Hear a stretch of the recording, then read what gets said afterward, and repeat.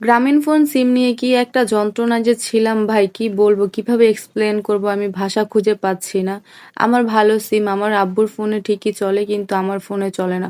অথচ গত ২ বছর ধরে এই সিমটাই আমার ফোনে চলছে। আমার ফোনে আরেকটা গ্রামীণ ফোন সিম ঠিকই চলছে বাট আমার এই সিমটা চলছে না। আর এই সিমটা আমার সব জায়গায় দেওয়া আমার আইডি কার্ড, পাসপোর্ট এভরিহোয়ার। আমি চাইলেও সিমটা অফ করে দিতে পারছি না। আবার এই সিমটা আমার আব্বুর নামে রেজিস্ট্রেশন করা। এটা রিপ্লেস করতে ৪০০-৫০০ টাকা লাগবে।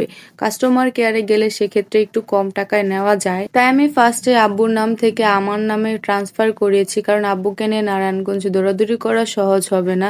দেন আমি আবার নারায়ণগঞ্জে গিয়ে এই সিমটা আমার নামে করেছি।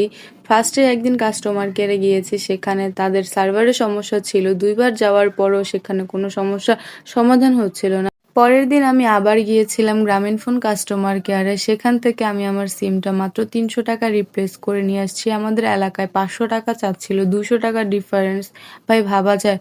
শুধু আমার একটা ভালো সিম নিয়ে আমাকে এতটা হ্যাসেল করাইছে। কি বলবো ওদের বিচার আল্লাহই করব।